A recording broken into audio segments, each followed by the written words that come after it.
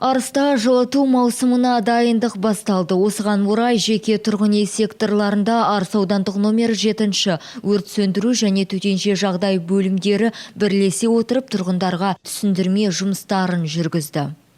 Өрт қауіпсіздігі бойынша улы газдан сақтанайық және балаларды жалғыз қалдырып кетпейік. Сонымен қатар алда келе жатқан күн суыту маусымына байланысты пешті қалай жағу керек тақырыптарында түсіндірме жұмыстары жүргізілуде. Құрметті Арыс қаласының тұрғындары өрт қауіпсіздік талабын қатаң түрде сақтап, мұқияттықпен қарауларыңызға өтінеміз.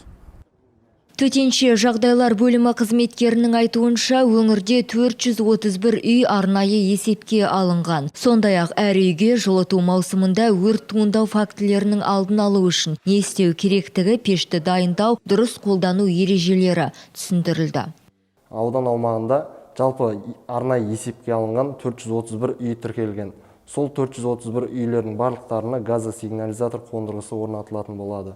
Газосигнализатор ол иісті улы газды сол қондырғыға жеткен жағдайда арнайы белгі беретін қондырғы болып табылады.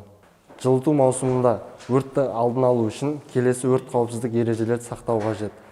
Мұржаны жылыту маусымы қарсаңында кемінде айына бір реттен тазалап тұру қажет. Электр сымдарының, розеткаларын және де басқа электр қондырғыларының дұрыстығын, жарамдығын тексеру қажет.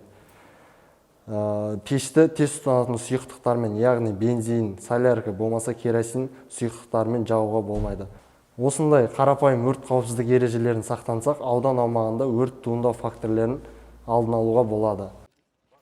Аталған бөлім қызметкерлері түсіндіру жұмыстарын жүргізіп қана қоймай, арнайы анықтамалық ақпараттық парақшалар таратып, қауіпсіздік шараларының тұрғындар назарында болуын қамтамасыз етті. Айта кетейік, мұндай профилактикалық тексеру жұмыстары аптасына 2-3 рет өтетін болады. Балауса Оспан, Бағдат Қайратұлы, Арт ТВ жаңалықтары.